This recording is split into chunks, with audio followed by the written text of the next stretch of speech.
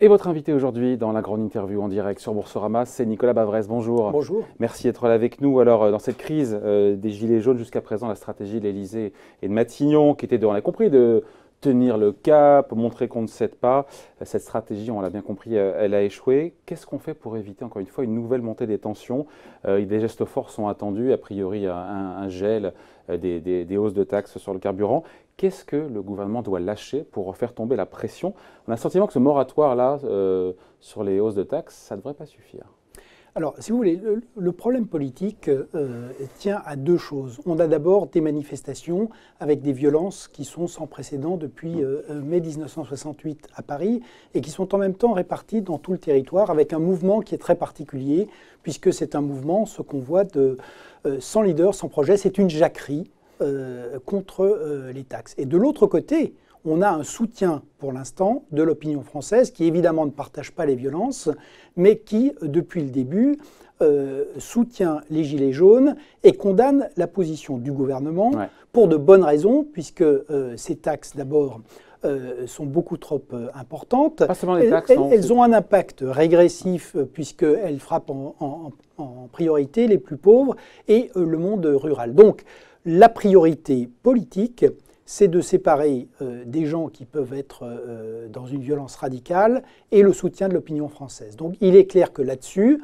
contrairement à ce qui a été fait jusqu'à présent, qui était de ruser avec le problème central, il faut répondre au problème central, c'est-à-dire qu'on appelle ça moratoire, gel ou suppression, à mon avis. C'est la même chose. Oui, mais je pense que de toute façon, si c'est un moratoire ou un gel, ça finira par une suppression. Donc à mon avis, la bonne stratégie cette fois-ci, c'est de cesser de vouloir ruser et de répondre très clairement à l'origine de ce mouvement qui reste un mouvement sur l'augmentation beaucoup trop importante des taxes sur les carburants. C'est seulement ça? Quand on voit les demandes, après tout cet assez hétéroclite, bien sûr que non. Donc, ça ne se limite pas aux taxes. L'enjeu, c'est pour ça que c'est très important, c'est que l'enjeu de ce mouvement, c'est que c'est exactement la même situation que Jacques Chirac et Alain Juppé en 1995. C'est-à-dire qu'Emmanuel Macron joue son quinquennat et sa capacité à réformer le pays. Et si ça continue, à la fin de l'année, il restera en place parce que les institutions de la Ve République sont très fortes, mais il n'aura plus aucune marge de manœuvre politique. Et par ailleurs, ça a un impact évident à l'étranger, puisque si Emmanuel Macron est incapable de réformer la France, il perd toute légitimité pour faire quoi que ce soit en Europe ou dans le monde. Mais s'il recule, il pourra réformer, s'il recule sur les taxes, encore une fois, est-ce qu'il pourra réformer derrière? Bien sûr, parce que les Français pour deux raisons. D'abord, les Français ont du bon sens. Et franchement, la position du gouvernement là-dessus est une position absurde depuis le départ. Donc quand on a défendu une position absurde, le fait absurde parce qu'une taxe sur le carburant parce qu'elle est payée par monsieur tout le monde et qu'elle est mal partagée, oui, parce qu'elle est mal répartie derrière. Sur les plus pauvres, sur le monde rural, sur les plus fragiles, parce qu'il n'y a rien qui justifie de mettre 40 milliards d'euros de taxes sur les carburants et d'en prévoir encore 14 milliards pour le reste du quinquennat, parce que ça n'a pas de sens écologique, puisqu'en fait c'est fait pour financer la baisse de la taxe d'habitation, et que ça n'a pas de sens économique. Derrière, et c'est là le vrai enjeu politique, c'est qu'en même temps, d'une certaine façon, c'est une chance pour Emmanuel Macron. Pourquoi? Parce qu'on voit très bien que le système de pouvoir qu'il a mis en place est complètement dysfonctionnel. Parce qu'avant ça, on a eu l'affaire Benalla et toute une série de choses qui ont montré que ça ne marchait plus. Donc, aujourd'hui, là où il y a une chance d'en sortir, c'est que depuis l'élection d'Emmanuel Macron en 2017, la France a changé, l'Europe a changé, le monde a changé. Et lui est bloqué sur son idée de tenir le cap et un mode d'organisation du pouvoir qui est autoritaire, trop centralisé et complètement coupé des territoires et des gens. Donc, il n'a pas senti monter, mais peu de gens l'ont senti. On est un certain nombre à l'avoir senti monter, mais je crois qu'il faut être extrêmement humble. Ce n'est pas la première fois qu'un président de la République à l'Élysée est coupé de ce qui se passe dans le pays. Je crois que le fait d'avoir autour de lui uniquement des gens très jeunes, des gens qui lui ressemblent, des gens qui sont souvent ses amis, a évidemment aggravé, et avec un pouvoir extrêmement technocratique, ça a aggravé les choses. Et si vous voulez, il y a quand même une filiation Juppé. Après l'identité heureuse, c'était la taxe heureuse. Et la taxe heureuse, c'est comme l'identité heureuse, ça n'existe pas. Ouais. Donc si je vous comprends bien, Nicolas Bavrez, la priorité pour le président, on va en parler après, c'est rétablir l'ordre public, on en parle juste après, mais c'est d'abord cette justice sociale qui passe donc par un gel qui sera considéré comme étant quasiment une suppression. Mais est-ce qu'on est sûr que ce sera suffisant? Encore une fois, quand on voit toute la somme des revendications, le fait qu'il n'y ait personne, il n'y ait pas de représentants pour discuter. Oui, mais parce que c'est une jacquerie. Mais ça, effectivement, c'est un mouvement comme on n'en a pas connu depuis extrêmement longtemps. Et il faut en tenir compte parce que, si vous voulez, c'est aussi ce qu'on voit dans les personnes qui sont arrêtées. C'est que ce sont des gens qui n'ont pas de casier judiciaire, contrairement à ce qui est dit par le ministre de l'Intérieur ou le ministre des Comptes. Ce ne sont pas du tout des extrémistes, pas plus à droite qu'à gauche. Ce sont... Enfin, il y en a, mais ils ne sont pas majoritaires. Oui, et généralement, ce n'est pas ceux qui sont arrêtés d'ailleurs. Il y en a une toute petite poignée. Donc, si vous voulez, c'est un mouvement de gens qui travaillent, de travailleurs pauvres, venus de province pour exprimer effectivement leur colère contre Paris. Et c'est un phénomène qui est nouveau pour le coup, ça. Jusqu'à présent, mais le mouvement, c'est ce que je vous disais, bien sûr. C'est un mouvement qui est complètement inédit. Et si vous voulez, c'est pour ça que si on veut rattraper les choses, il n'est pas trop tard. C'est plus le temps des demi-mesures. C'est pas trop tard, justement. Alors, mais on a le sentiment que la suppression quasiment de cette taxe, qui n'a pas été encore annoncée comme ça peut être perçu déjà comme une demi-mesure. Je pense qu'il y a une suppression, comme je le disais, il y a un certain nombre de gens radicalisés pour lesquels ça ne suffira sans doute pas. Je pense que pour la plupart des Français, c'est un signal très clair qu'on accepte, on s'est trompé, on change, on rectifie, on corrige. Il y a une volonté de justice sociale. Est-ce qu'il ne faudra pas aller plus loin avec une mesure forte qui est chargée de symboles? Certains disent rétablir l'ISF, augmenter le SMIC, une tranche supplémentaire sur l'impôt sur le revenu pour les plus riches, prendre un peu aux riches pour montrer que... Il est clair qu'il faut avoir une vraie réflexion sur les inégalités en France. Mais je crois que d'une certaine manière, c'est aussi le problème de ces taxes sur les carburants, c'est que ça centrait tout sur le problème des revenus. Aujourd'hui, quand on regarde ce qui se passe, parce que c'est une France périphérique, il y en a une autre, celle des banlieues, qu'on ne voit pas dans ces mouvements, mais qui existe aussi. Et moi, ce qui me frappe, c'est que sur ces inégalités, il y a des choses extrêmement fortes qui se passent en matière par exemple, d'éducation et de santé. Et que c'est là où il faut avoir aujourd'hui une réponse globale. Évidemment, il va falloir réfléchir aux problèmes de revenus ou de fiscalité. Mais il faut surtout répondre aussi à ce sentiment de déclassement des classes moyennes. Et dans les gens qu'on a vus, dans les petites villes, l'idée que ces territoires sont en train de se désertifier, que les commerces partent, que les services publics disparaissent et qu'en plus, on paye de plus en plus pour des services qui n'existent pas. Et aucune réponse n'est apportée politiquement à ça. C'est un peu le trou noir de la politique du président depuis son élection. Mais pour moi, si vous voulez, c'est là où ça dépasse la question des revenus en fait partie, c'est certain, mais ça, c'est vraiment quelque chose d'extrêmement il faut une réponse politique aussi là-dessus. De toute façon, c'est une crise politique. Donc, on ne sort pas d'une crise politique autrement que par une réponse politique. Sur l'aspect sécuritaire, sur ce qui s'est passé, parce que jusqu'à présent, on peut dire que le gouvernement a échoué à rétablir l'ordre. Comment est-ce qu'on évite une nouvelle journée comme ça de chaos, de scènes horrifiques, de scènes d'horreur, d'effroi à Paris et pas seulement? Qu'est-ce qui n'a pas fonctionné dans le dispositif de sécurité? Qu'est-ce qu'il faut faire? Certains disent qu'il faut faire appel à l'armée. Non, ça, je crois que c'est complètement déraisonnable. Donc, il y a deux choses qui sont vraies. Premièrement, on a un ministre de l'Intérieur qui est, là encore, totalement inexpérimenté, qui n'est pas à la hauteur de sa tâche et qui le montre et en fait la démonstration chaque jour, avec y compris des propos pour expliquer que c'est le 6 février 1934, ce qui est complètement faux.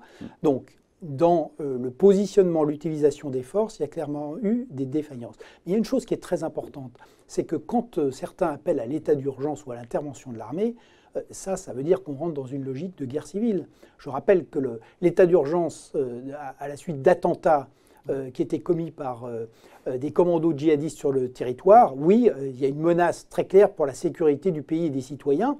Là, ça serait l'idée de recourir à l'armée et à l'état d'urgence contre les citoyens français. C'est une idée qui est proprement ahurissante. On peut se demander comment est-ce que des responsables politiques ont pu avoir avancé quelque chose de si déraisonnable. Et le résultat, c'est que les forces de l'ordre, on l'a vu, ont été débordées, notamment place de l'Étoile le week-end dernier. C'est quoi? C'est un manque d'effectifs? On avait quand même 5000 policiers et gendarmes qui étaient mobilisés. Il faut toujours être là aussi. Ça vient aussi de la nature de ce mouvement. Je vous rappelle que ces manifestations ne sont pas déclarées. Donc on a des gens qui peuvent se réunir en tout point du territoire français. C'est ce qu'on a vu par exemple.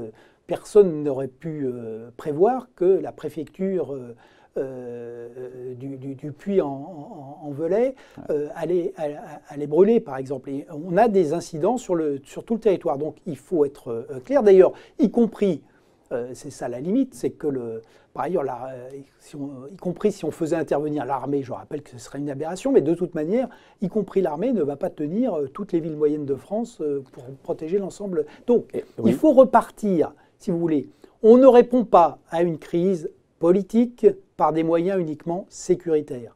Il faut répondre à la crise politique. Et la crise politique, elle est très claire. Ce sont les classes moyennes travailleuses et de province qui se révoltent contre le président de la République, qui est explicitement ciblé par les slogans. Donc, il y a clairement un problème. Et lui ne s'exprime pas pour l'instant. Voilà. Alors, ensuite, on verra comment il s'est de toute manière terriblement surexposé depuis le début de son quinquennat, donc c'est certainement une des erreurs qu'il paye aujourd'hui.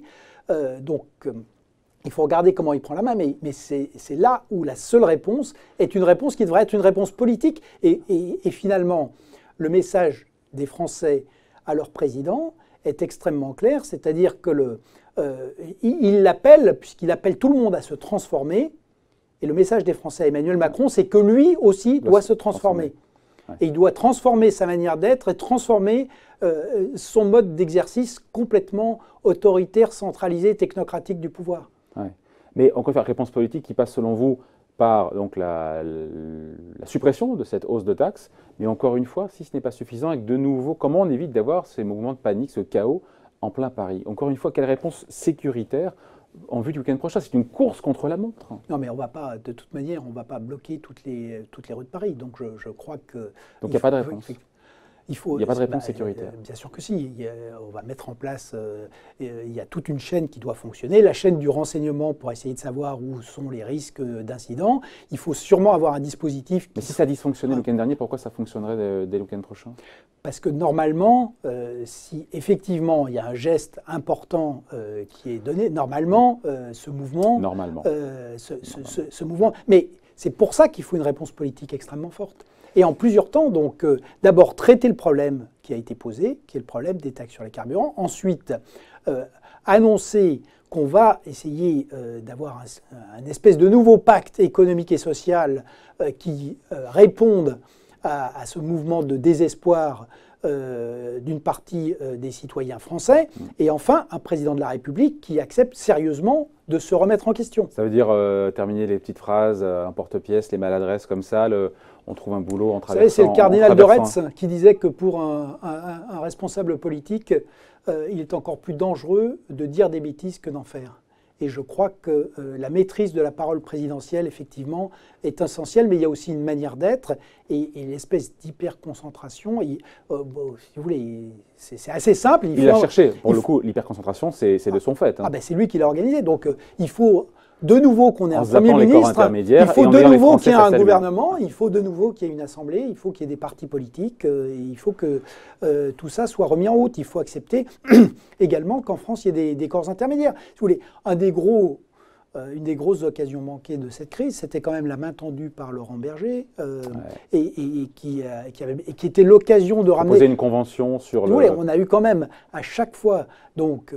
Les syndicats ont été méprisés. Les maires de France, qui sont aussi une manière de, quand même, ils sont très proches du terrain, c'est une manière de déminer toute cette violence. Eux aussi. Donc il est pour partie Emmanuel Macron responsable de ces violences quelque part. C'est la conclusion. Quand on est responsable politique, on est évidemment de toute manière responsable de ce qui se passe. On ne peut pas être chef de l'État et expliquer qu'on est irresponsable. Et il se trouve qu'en l'occurrence, ça n'excuse en rien les violences inadmissibles qui ont été commises, notamment à l'Arc de Triomphe. Mais incontestablement, la première responsabilité de cette crise, c'est bien sûr Emmanuel Macron, par les mesures qu'il a adoptées et par la manière dont il a construit son pouvoir et dont il l'exerce depuis son élection. Et l'idée, je ne sais plus ce que vous me disiez sur l'idée, encore une fois, d'envoyer un mais signal. entendez-moi, Ouais. à l'inverse, les idées Macron démission, etc., bon, tout ça n'a aucun sens. Ouais. Mais, Et s'attaquer à un totem, encore une fois, qui concerne les riches, encore une fois, l'ISF, une tranche supplémentaire sur l'impôt sur le revenu. mais si vous voulez, l'ISF, c'est complètement absurde. Pourquoi? Parce que c'était une machine à faire. Si on veut vraiment qu'il n'y ait plus que des pauvres dans ce pays, effectivement, il faut dire que on remet l'ISF, les capitaux partent, les riches partent. Est-ce que les riches sont vraiment rentrés on appauvrit encore. Est-ce que les riches sont vraiment rentrés avec la quasi-suppression de l'ISF? Bah, écoutez, on a arrêté de les faire partir, c'est ça? Si vous regardez par exemple le mouvement post-Brexit, c'est intéressant puisque aujourd'hui, on a avec aussi le Brexit des gens hautement qualifiés qui choisissent de quitter Londres et pas que des Français qui décident de quitter Londres pour s'installer à Paris. Donc on a quand même, si vous voulez, contrairement à l'idéologie malthusienne du monde écologique dans sa version française, on ne va pas s'en sortir par la décroissance. Donc, si on ne s'en sort pas par la décroissance, y compris pour la transition écologique, il y a 20 000 milliards de dollars à engager sur la transition écologique dans le monde d'ici à 2030. Les États n'ont pas les moyens de le faire. Donc, si on n'arrive pas à avoir des forces de marché et des acteurs économiques qui participent à ce mouvement, qui va le faire ? Donc aujourd'hui, on a besoin de moderniser la France, de moderniser l'appareil de production, on a besoin de faire une révolution numérique, on a besoin de faire une transition écologique, et ce qu'on oublie toujours, c'est que tout ça demande beaucoup de capital. Donc s'il n'y a pas de capital, on n'y arrivera pas. Et donc les gens seront plus pauvres, et notre appareil de production va se déclasser, et en même temps qu'on déclasse l'appareil de production, on déclasse la population. C'est exactement le résultat des 35 dernières années. En tout cas, on finit là-dessus, Nicolas Bavrez. Vous, votre sentiment, c'est qu'il y aura une réponse politique qui sera a priori, qui devrait être apportée, qui permettra de faire baisser la pression. On l'espère tous. Si vous voulez, les images que vous montrez sont terribles. Donc pour notre pays, y compris d'ailleurs les gens qui sont dans la rue, sont de bons patriotes. Pour qu'on les ait poussés au désespoir, pour qu'ils en arrivent à faire ça, ça pose quand même un certain nombre de questions. Donc il faut de fait, comme disait le général de Gaulle, il faut arrêter cette chienlit. Ouais. Et c'est le quinquennat, on finit là-dessus, c'est le quinquennat du président, là, pour le coup, qui est en jeu cette semaine, dans les prochaines heures. Ah, ça va être parfaitement clair. C'est exactement de même que le septennat de Jacques Chirac s'est arrêté avec Alain Juppé. Aujourd'hui, le quinquennat d'Emmanuel Macron risque de s'arrêter s'il ne répond pas. Et donc reculer, ce qui pourrait être vu comme un recul, en tout cas une suppression de cette taxe sur les carburants, ça lui permettrait, donc encore une fois, derrière, de pouvoir poursuivre les réformes malgré ce recul? Si vous voulez, ce qui est important, les 3 milliards de taxes sur les carburants, c'est pour ça que c'est absurde de s'être buté là-dessus. Ce qui est important, c'est d'arriver à moderniser notre pays. Et on sait qu'il faut le faire, et pas seulement sur le plan économique, mais aussi sur le plan social, également d'essayer de ressouder une communauté de citoyens. Donc, c'est là où il y a eu une perte complète de sens ou des priorités, y compris si vous raisonnez en termes par exemple de finances publiques. La réforme des retraites, elle est beaucoup plus importante que les taxes sur les carburants. Donc, on se dit quand même que ça risque d'être compliqué la réforme des retraites, quoi qu'il en soit. Après, il y aura peut-être un avant et un après. Alors, de toute manière, il y a un avant et un après. C'est-à-dire que le risque, si maintenant cette chose n'est pas désarmée, et désarmée au fond, et c'est pour ça qu'il faut une réflexion derrière, c'est que chaque fois que le gouvernement va prendre une décision, voilà, on va avoir des gens qui vont mettre des gilets jaunes et qui vont descendre dans la rue pour tout casser. Donc c'est cette mécanique-là qu'il faut interrompre. Il faut qu'Emmanuel Macron sorte de cette crise précisément pour qu'il retrouve des possibilités d'action. On a besoin d'un président de la République qui soit un président de la République en état d'agir. On a besoin d'un gouvernement qui gouverne. Sans utiliser encore une fois son Premier ministre jusqu'à présent qui est en première ligne, lui-même il doit aller justement vers les Français, porter lui-même cette parole. Lui à qui on reproche d'être distant, de ne pas comprendre les problématiques des Français. Je crois qu'ensuite, mais tôt ou tard, de toute façon, lui devra s'expliquer. Et je pense que tôt ou tard, il devra accepter de dire qu'il s'est lourdement trompé et dans un certain nombre de mesures, et dans la construction de son système de pouvoir et dans son comportement, et qu'il est décidé à tirer toutes les conséquences de ce qui s'est passé. Je pense que s'il fait ça, il peut retrouver le contact avec les Français. À l'inverse, là encore, de même qu'il n'y a pas de demi-mesure sur les taxes sur les carburants, il n'y a pas de demi-mesure dans le repositionnement d'Emmanuel Macron vis-à-vis des Français. S'il essaye de ruser et d'expliquer que... Ce qui a été fait jusqu'à présent. Exactement, mais ça ne marchera pas. On verra ça dans les prochaines heures. Merci d'avoir été avec nous. Merci pour ce point de vue, beaucoup. cet éclairage signé Nicolas Bavrez. Merci. Merci.